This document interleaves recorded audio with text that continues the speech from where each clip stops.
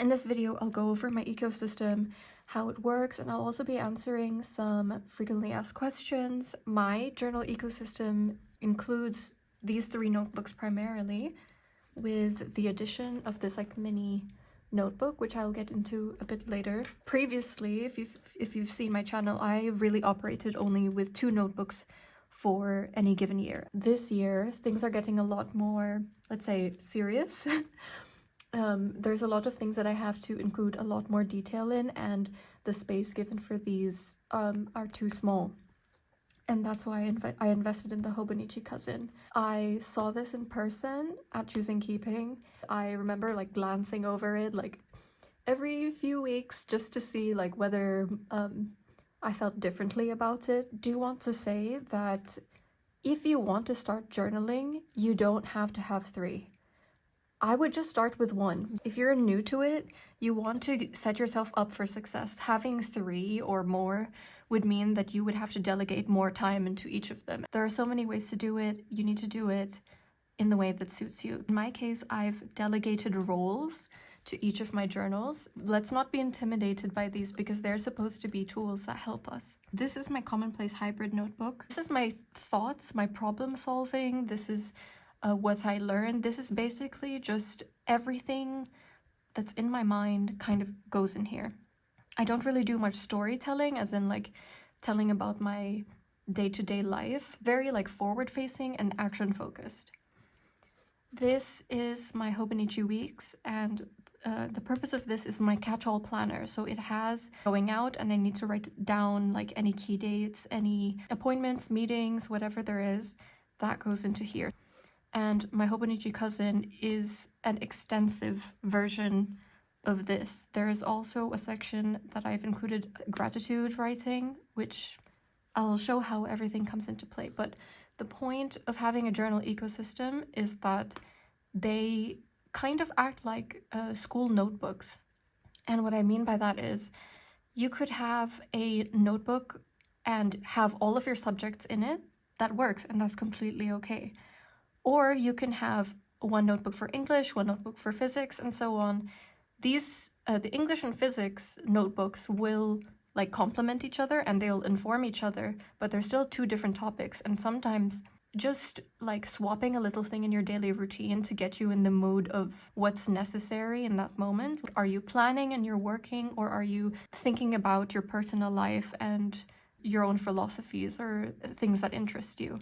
And I consider these two very different topics, and that's why I separate them. This is the 2026 Hobonichi cousin. I placed it in the Midori A5 Codex plastic cover. I was informed that the normal A5 cover really snug on the cousin, so definitely get the Codex version. I have this Midori red clip band. You essentially clip this metal clip on the back of the planner, and you can keep it shut this way. This is the way I've decorated it. One really frequently asked question that I get, especially on TikTok, is where I get my stickers. Independent artists. More than ever, like, it's really important to support them. These and these are independent artists. So this is a known bird, and I'll put the artist of this one on the screen. Shopping commercially, like in your local stationery shop, definitely they will have options for stickers, but if you want something that's really unique, you really got to look at the independent artists, and that means going on Instagram or going on Etsy and just have a look. On that note, I'd also like to mention that I have a sticker shop open, and there you'll find my 2026 Elemental Fairies collection. There's a lot of exciting releases coming out this year. Let's get into this. I prefer like staying present, so every section is the present moment. So if you open up Techo, we have this. I have another Tamagotchi sticker here with Meowchi, really cute.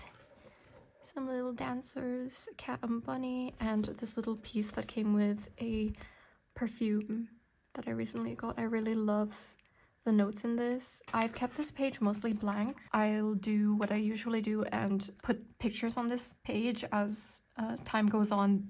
Basically, the collage builds up. I have the sticker from the Yumi Kitaguchi collection. Now, this, I don't really use it this much, but it's a nice overview. For this year, I'm going to try the 12-week year.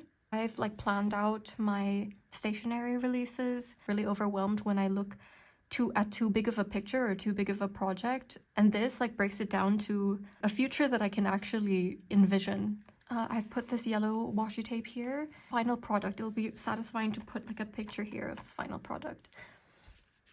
And now we're moving on to the monthly spread. This is such a big change from the week size because it is absolutely massive. I energize myself in this planner, even though it might be serious and like work related.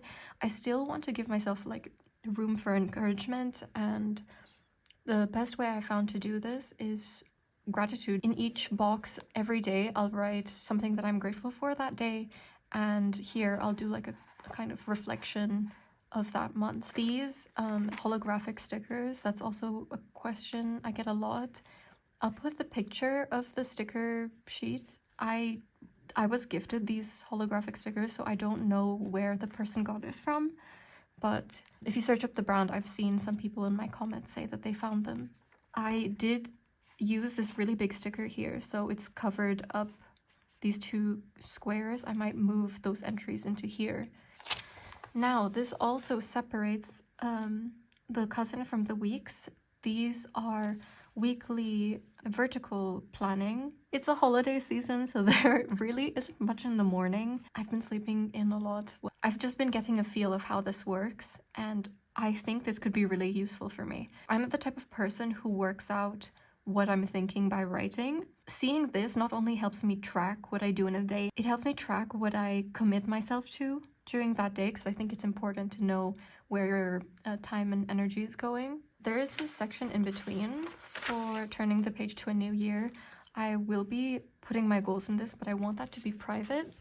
I'm kind of the type of person who believes that most things to yourself so you can hold yourself accountable in making it real or making it happen. And then come the daily sections. I love spending time writing. The less screen time I have, if this takes away more screen time, amazing. It's a win-win situation. Things that I'm doing that day and just like what I'm feeling in the moment. And I'll write a paragraph maybe in the morning and then another during lunchtime and so and so. I screenshot the comments that you guys write. They make me so happy. Just seeing that I can do something like help people in any way or like contribute to their happiness or enjoyment into something is really special to me. So I really do treasure what you guys say. And I remember Amy from Happy Olive Studios, she made a reference to me and I literally started jumping up. I thought it was really fun, and that'll go in this little section. Maybe I'll do pen swatches here. And the last two sections really aren't filled out because these are things that fill out through the year. Continuing onwards, the Hobonichi Weeks. My Hobonichi journey really started with the weeks. I had the lemon water one last year and I loved it so much. It was a scary thing to invest in because I've never spent so much on a planner. But then I thought if I'm using it consistently and I'm using it every day and I'm dedicating myself to something, then it surely wouldn't be a waste. And sometimes people are saying that they're worried that it'll just sit there. The only solution to that is to use it. Sometimes you just have to be courageous and go for it. Like, nothing will happen to it if you're just thinking about it. Like, you really gotta do something. So this is the way I've decorated it. I've added these charms. I have a video on how I add them. Here's the collection of stickers that I've got on here. And I have this Dawn and Pikachu card. If you open up, this is how I've set up. These will be filled out with photos throughout the year. I found this little sticker also by Midori. This People really loved it. This is a mini envelope that I made out of pink card, and inside I've put this like little cream colored paper, and inside I've written a letter to myself for that year. I have been doing this for years, where I write 3 key words to focus on that year, and on the other side of the card I will write a little letter. That just reminds me, I forgot to show a section here. Reasons to keep going, I think that's what she called it. And for me, it's the why of it all. It's a slightly different like angle to what she's trying to get at, but some of these are like to buy my parents a meal, to make my friends laugh a lot, or to positively impact others. Here we are. These, I've ordered a little stamp, and I want this to be my mood tracker. Now, here come my monthly spreads. I love the way this spread turned out. I did go a bit overboard with the stickers. They're quite big for this, but I do just love the way it turned out, and also the holographic is just so fun. Key things throughout that month that's going to happen. These arrows are usually for location related things or people visiting. The second part of the weeks feature, and this is what I meant by catch-all, where it's like, oh, I have a task that I need to do, I throw it in here, and I'm able to like break it down into multiple sections in my cousin. The task on this side, and then the key things in this side if I've had any appointments or I'm meeting people or any plans that go on this column. And the same is the back here. The year needs to happen for these to be filled out. So now this is a continuation of my Commonplace. Now this was the predecessor. If you want to know how I got to this size, I have a tutorial on my channel of how to trim down notebooks to fit the weeks. They're literally the same size. It's just nice to... And I had so much fun with this. I have a whole video on it if you want to see some spreads. I've set this up the same way as I did this. Let me give you a tour of this one. These are Olivopio stickers. All of these big ones are all independent artist stickers. My Commonplace hybrid has this tally system. Don't mind this page here, guys. I somehow managed to tear the surface of this paper. I'm going to go in and fix that, but this is basically the same. This is the same tagging system that I used last year. I have all of these like key points, and the point of the system is that it tallies up how much time I spent on a specific thought or subject.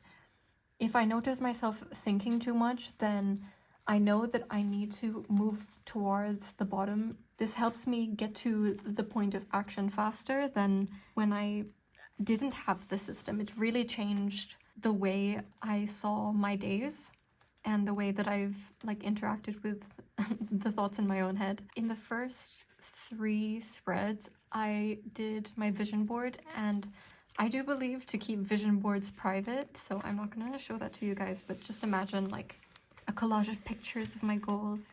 I have here the same layout system as I did last year, where I have this column here and this main part for text. And the first entries that I've done here are what I'm feeling at the moment, and some of the key things that I want to remind myself of that year. I've written 4 key points, and I think it's best to not overdo it. I love this. This is a bingo box. This last year with my friends, we had 2. We had one with 4 people and one with 9 people, and also one by myself. And it's like a really fun way to like visualize your goals. With regards to goal setting, I also have a video that I think could help a lot of people. I really am not on the side where people say that you have to reinvent yourself. I think that's so damaging, because I think change is required. It is literally in our DNA to be built to be adaptable. So it is possible for us. But I think entering a year with the mindset that there's something inherently wrong with you is also not the way to go. You are good.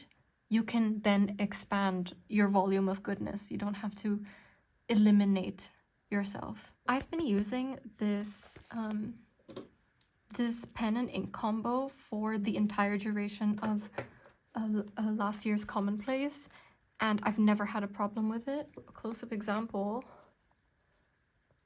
like there is no feathering here, but on this one, all of a sudden there's feathering, just like spreads like that. It really irritated me. It's the same Hobonichi notebook, so I'm not sure what's going on. If this continues, that would be unfortunate. I've never had a problem with ink. I don't know. I remember that at some point Hobonichi used a slightly different type of paper, and I don't know if this is...